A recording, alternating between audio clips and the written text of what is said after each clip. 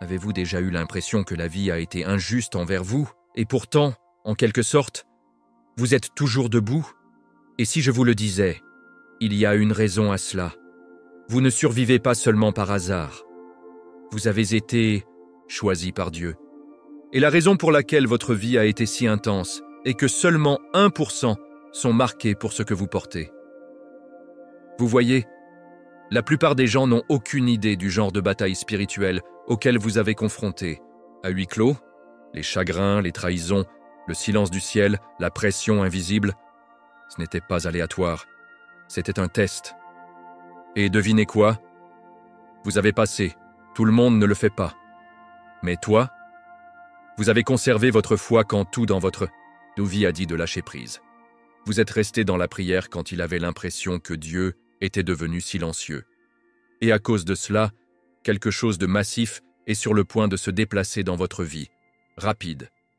Dans cette vidéo, je vais vous guider à travers 7 chapitres prophétiques qui révèlent pourquoi tout devait se passer comme il l'a fait. Et pourquoi ce qui vient ensuite choquera même vos ennemis. Ce n'est pas seulement un message, c'est une confirmation spirituelle. Vous avez atteint votre moment de couronnement.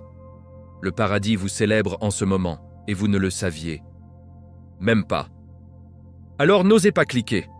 Si vous manquez ce que je vais partager, vous pourriez manquer l'instruction même que Dieu vous a préparée à recevoir. Jésus-Christ appelle votre nom. La Bible parle votre avenir depuis des années. Et maintenant, il est temps d'y entrer. Êtes-vous prêt à découvrir pourquoi vous êtes le 1%? Il y a quelque chose d'attendu à être choisi par Dieu.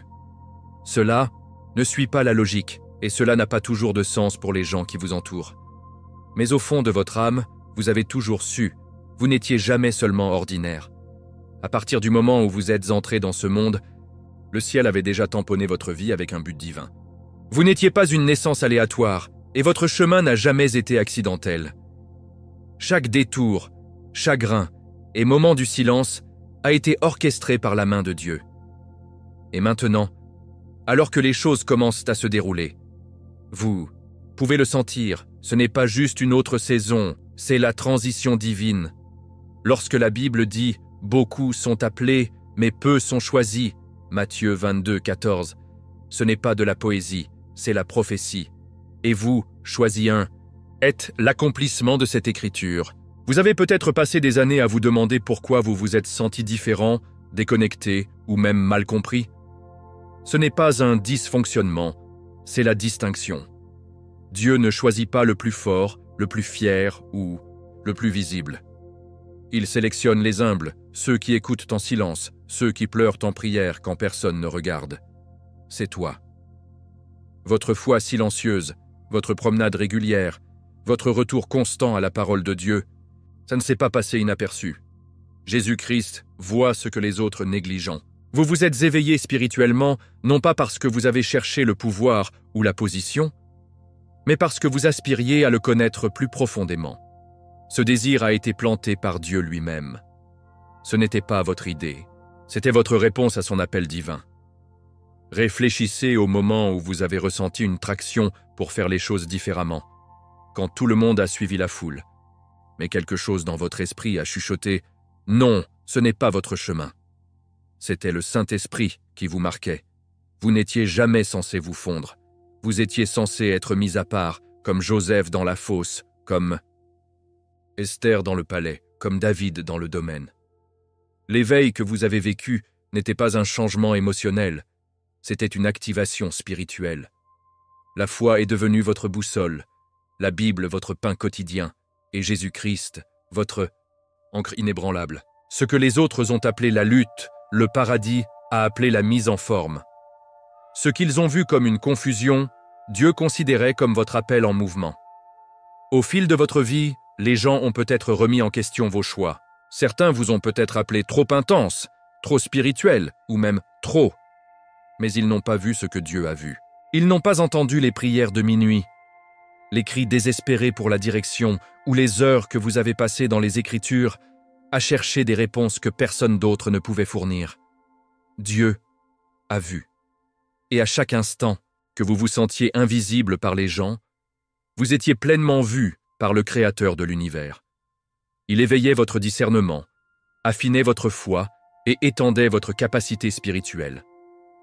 Vos décisions n'étaient pas toujours parfaites, mais votre cœur était resté rendu. C'est ce que Dieu honore.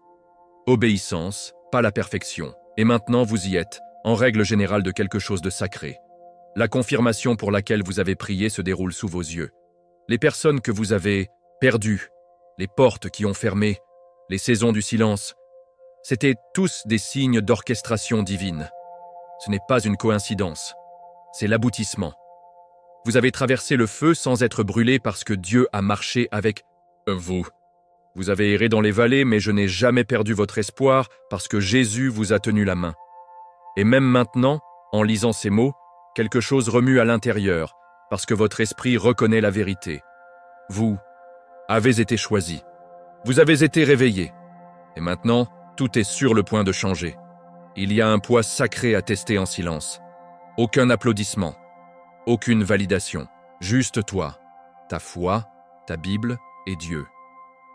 Beaucoup de gens pensent que les tests de Dieu viennent avec le tonnerre et le feu, mais pas toujours.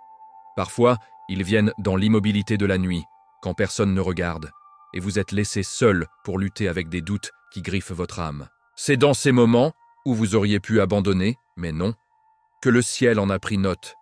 Vous avez continué à vous présenter dans la prière. Vous avez continué à lire les Écritures quand c'était sec. Vous avez continué à croire quand chaque partie de vous se brise. C'était, mon ami, était votre terrain de test silencieux.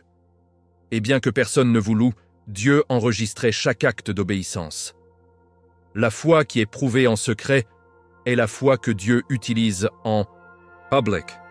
Avez-vous déjà eu l'impression de combattre des batailles invisibles pendant que tout le monde célébrait les victoires? C'est parce que ceux choisis sont souvent testés dans des endroits cachés. Vous n'étiez pas négligé, vous étiez observé par le ciel. Job n'a pas reçu d'applaudissements en grattant ses blessures. Jésus n'a pas reçu de réconfort dans Gethsémani. Et pourtant, les deux ont réussi leur test.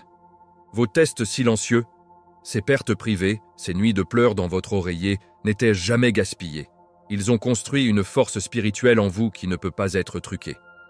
La Bible dit dans Matthieu 6, 6, « Lorsque vous priez, entrez dans votre chambre, fermez la porte et priez votre Père qui est invisible. Alors votre Père, qui voit ce qui est fait en secret, vous récompensera. » Ce verset n'était pas de la théorie pour vous, c'était la vie. Ces saisons où c'était comme si Dieu était silencieux, il n'était pas absent, il regardait. Votre réponse. Croiriez-vous toujours sans percer? Souhaitez-vous toujours faire confiance sans signe? C'est le genre de foi qui déplace les montagnes, le genre de confiance qui construit des empires de but. Jésus-Christ, lui-même, a été testé dans le désert sans personne autour. L'ennemi chuchotait ment, mais il a répondu avec les Écritures. C'est votre modèle.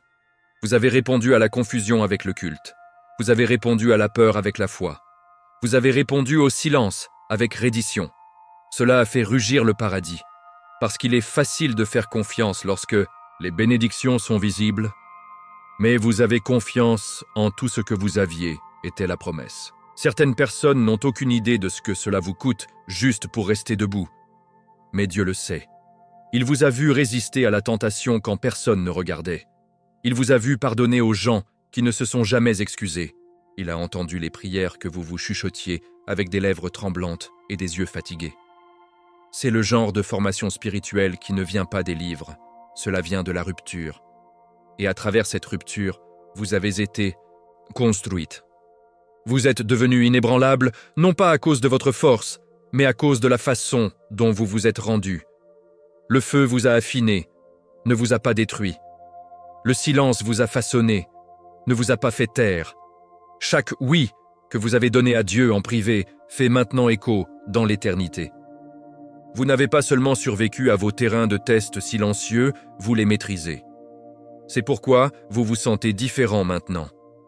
C'est pourquoi la Bible se sent plus vivante, pourquoi votre esprit est plus sensible, pourquoi votre discernement est plus net qu'auparavant. Parce que ces batailles tranquilles étaient votre terrain d'entraînement. Et maintenant, Dieu s'apprête à révéler ce qu'il a construit en vous depuis le début. Le monde ne sait peut-être pas ce que vous avez vécu, mais le domaine spirituel le fait. Et cela aligne tout pour vous couronner publiquement pour ce que vous avez conquis en privé. Mais avant la récompense, parlons pourquoi vous avez été isolés en premier lieu. L'une des vérités les plus difficiles que les élus doivent accepter est la suivante. L'isolement n'est pas une punition, c'est la préparation. Lorsque Dieu vous distingue, cela ne ressemble pas à une promotion au début, c'est comme l'abandon. Vous regardez autour de vous et vous vous demandez pourquoi les amis s'estompent, les portes se ferment et les espaces familiers ne correspondent plus. Mais ce que vous ne réalisez pas toujours dans le moment, c'est que l'élévation nécessite une séparation. Vous ne pouvez pas aller plus haut en transportant tout et tout le monde de votre passé. Dieu n'est pas cruel, il est intentionnel. Il supprime ce qui ne peut pas vous accompagner. Et ce n'est pas toujours évident au début. Parfois, c'est lent. Parfois, c'est soudain, mais toujours c'est sacré. Dans la Bible, Moïse a dû quitter l'Égypte avant qu'il ne puisse revenir le diriger. Jésus-Christ s'est retiré dans des endroits solitaires pour prier avant de révéler ses plus grandes œuvres. Si le Fils de Dieu avait besoin de solitude, vous aussi. C'est au cours de cette séparation que la purification la plus profonde se produit. Vous voyez, lorsque vous êtes entouré de gens, il est facile de jouer. Mais quand Dieu dépouille tout, vous vous retrouvez avec la vérité brute. Aucun applaudissement, aucun public, juste toi et Dieu. C'est là que le vrai travail commence. Les impuretés montent à la surface, les insécurités cachées, la fierté, la peur, les blessures, elles apparaissent toutes. Pas pour vous faire honte, mais pour vous guérir. C'est ce que la Bible signifie dans le psaume 51, 10. « Créez en moi un cœur pur, ô Dieu, et renouvelez un esprit inébranlable en moi. » Vous n'étiez pas ignoré, vous étiez raffiné. Dieu vous élaguait pour que vous puissiez porter des fruits dans une nouvelle saison. Et oui, l'élagage fait mal, mais il produit du pouvoir. Au cours de cette saison, vous vous êtes probablement retrouvé à tout remettre en question. Pourquoi suis-je seul? Pourquoi suis-je mal compris? Pourquoi a-t-il l'impression de n'appartenir nulle part?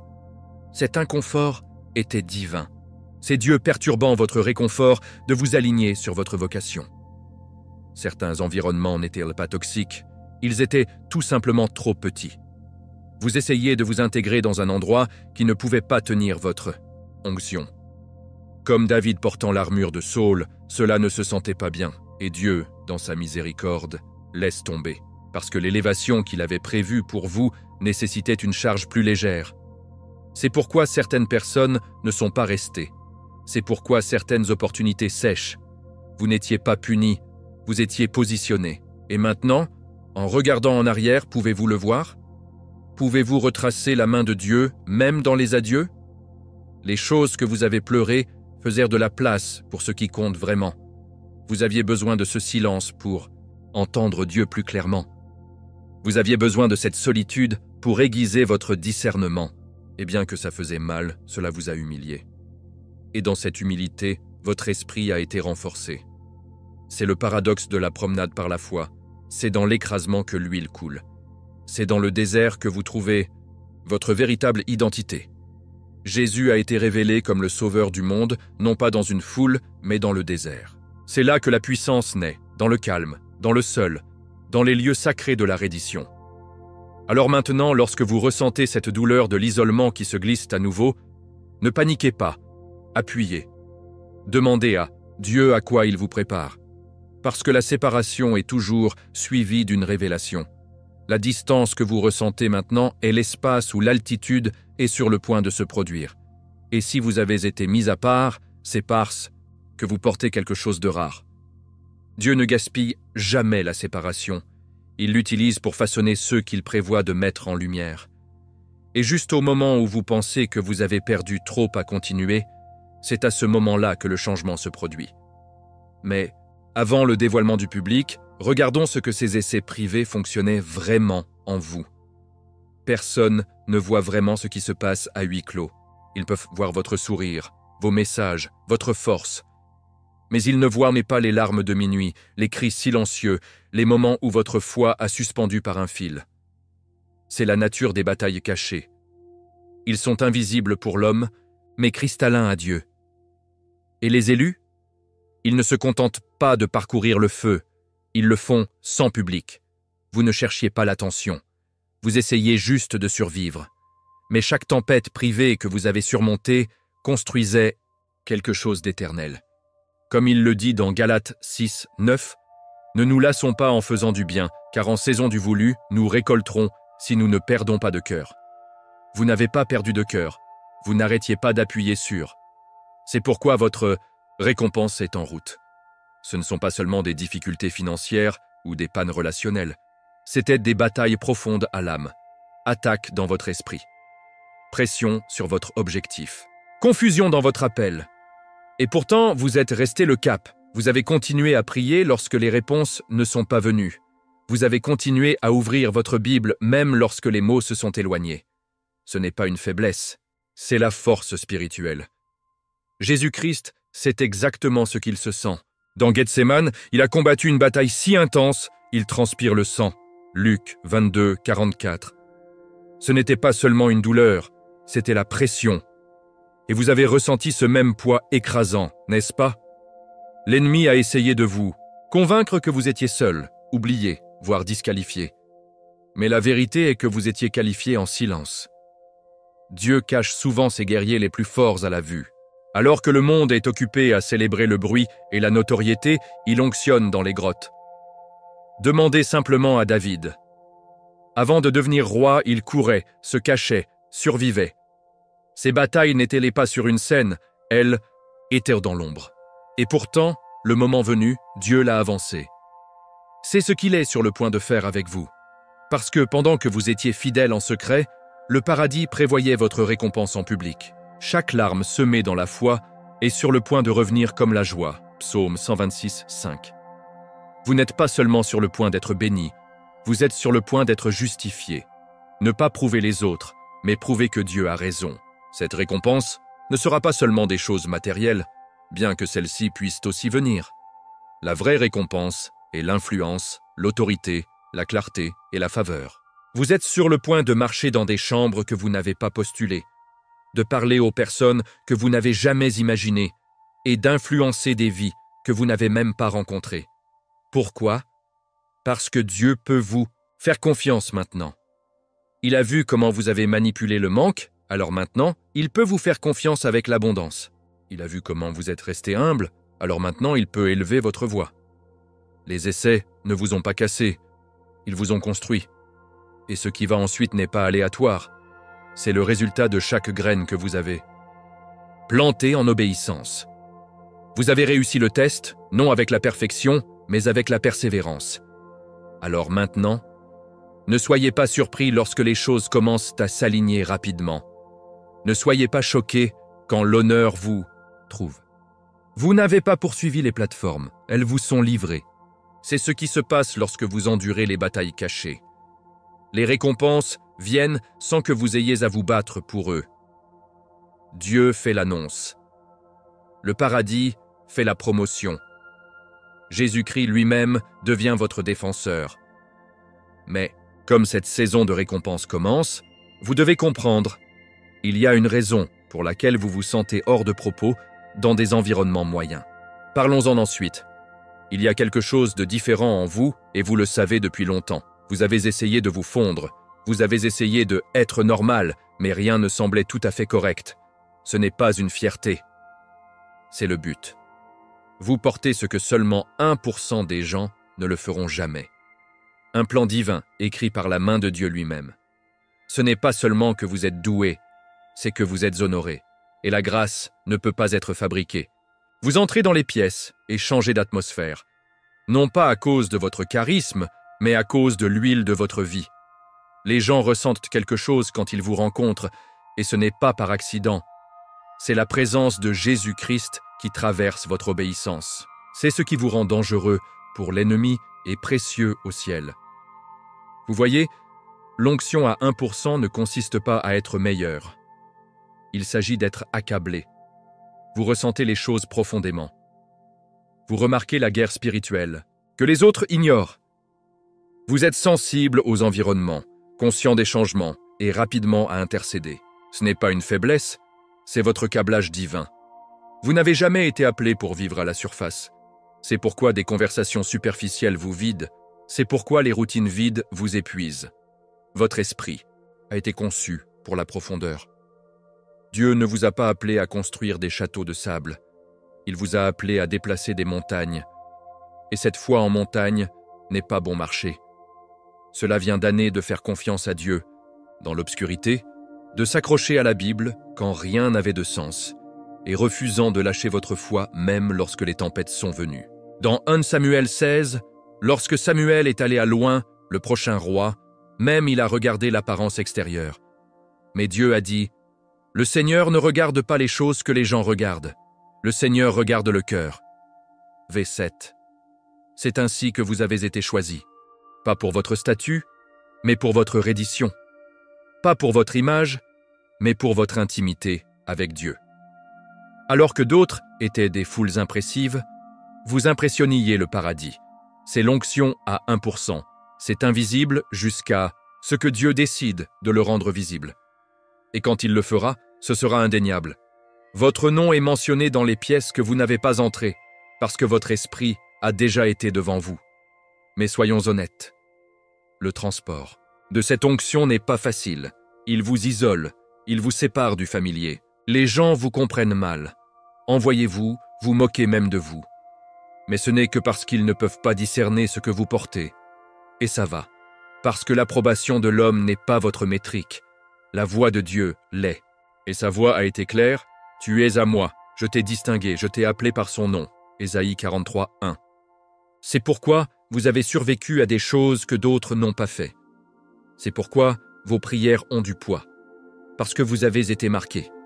Et quand vous avez été marqués par Dieu, il n'est pas nécessaire de forcer quoi que ce soit. Son timing est parfait et ses plans sont déjà en mouvement. Maintenant que vous comprenez ce que vous portez, marchez avec hardiment. N'abaissez pas votre lumière. Ne vous excusez pas pour votre discernement. Ne rétrécissez pas pour rendre les autres à l'aise. Vous avez été appelés à perturber l'obscurité, à ne pas faire la paix avec. Vous avez été choisis pour construire, conduire, guérir, pour parler la vie. La Bible, votre foi et votre dévouement à Jésus-Christ ne sont pas seulement votre fondation, ce sont votre carburant. Et Dieu est sur le point de verser l'accélération dans votre voyage, car vous avez prouvé que vous pouvez gérer l'onction. Mais maintenant que vous avez accepté qui vous êtes, vous devez vous préparer, parce que les choses sont sur le point de se déplacer rapidement. Quand Dieu dit maintenant, tout change. Soudain, ce qui a été retardé commence à couler. Ce qui a été verrouillé s'ouvre.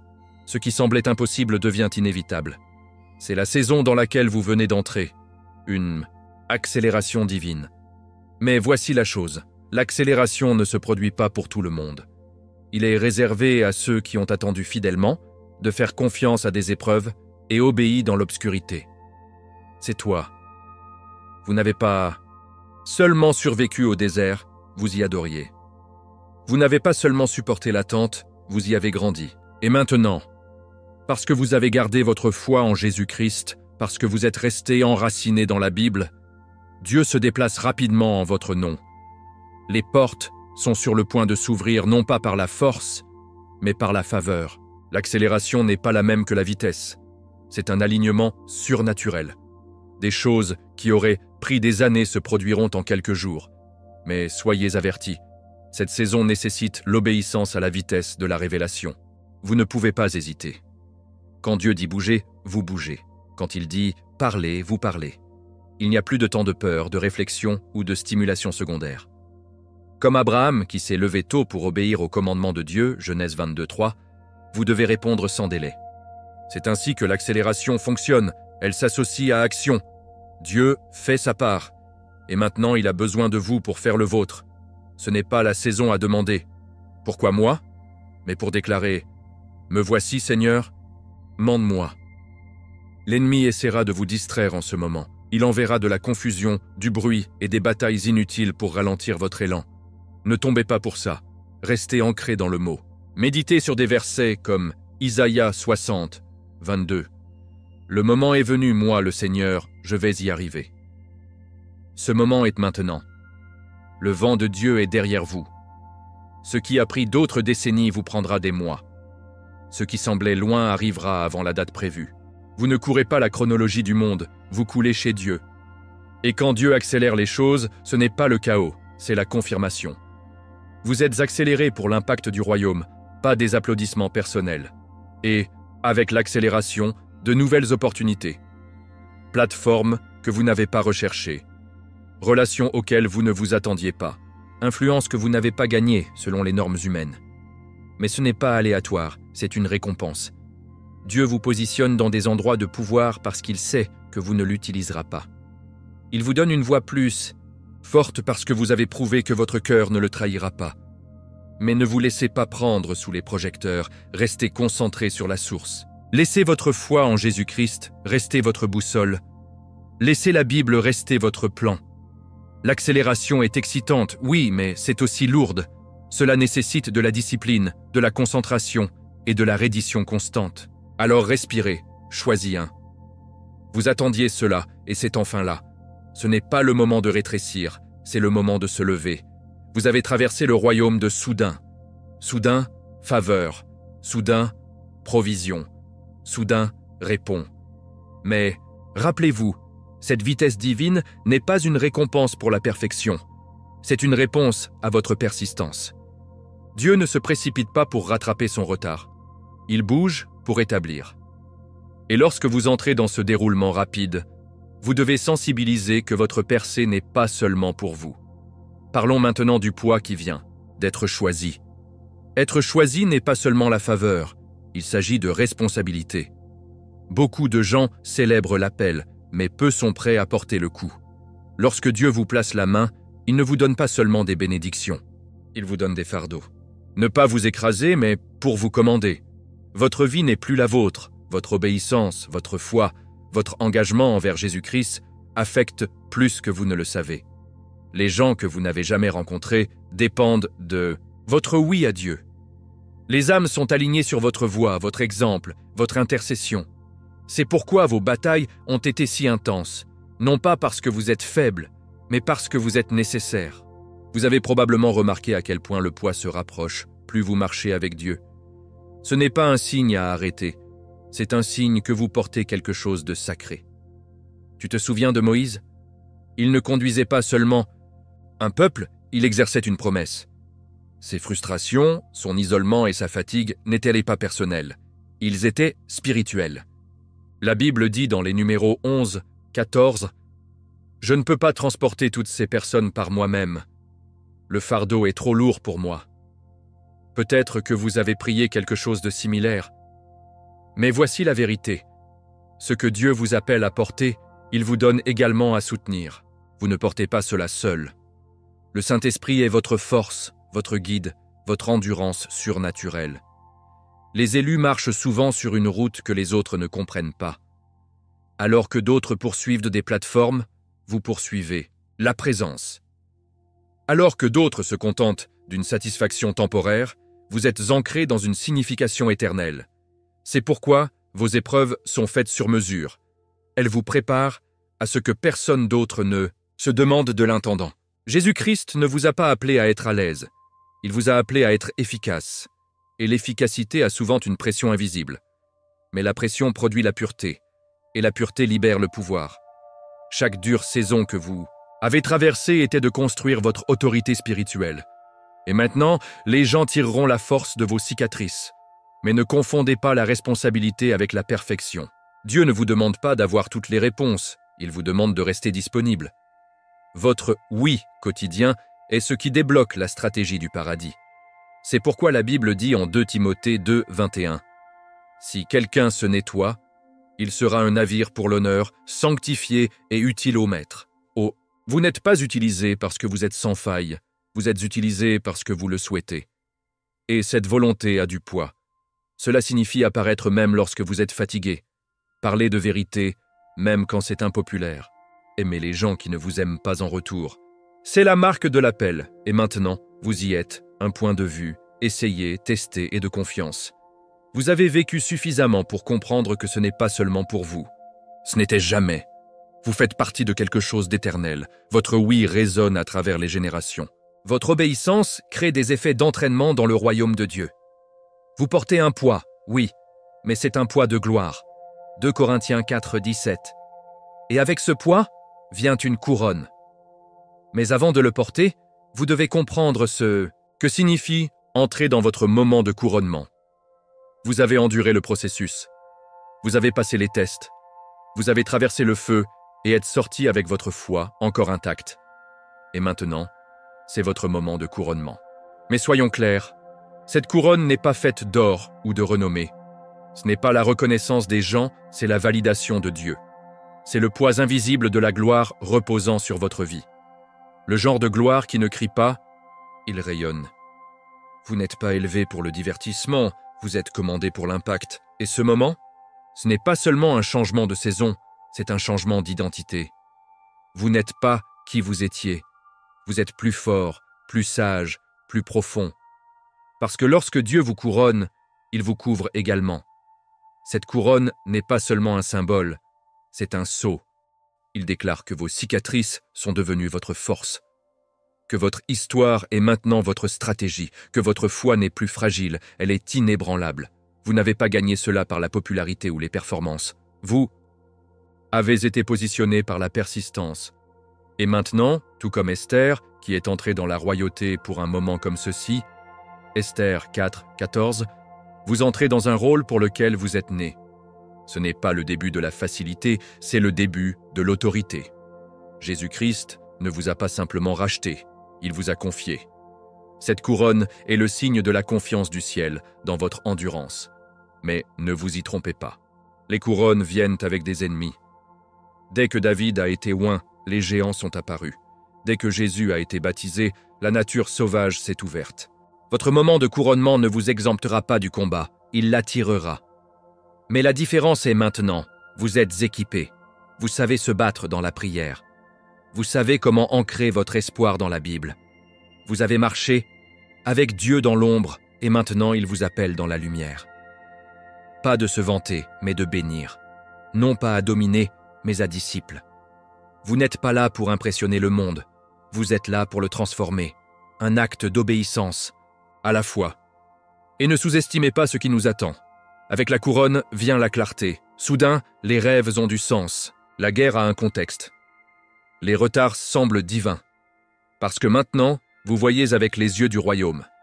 Vous ne poursuivez plus d'opportunités, les opportunités vous poursuivent. Vous ne remettez plus en question votre valeur. Vous marchez dans votre identité. Et il ne s'agit pas de titre ou de statut. Il s'agit de savoir que vous êtes aligné sur la volonté de Dieu.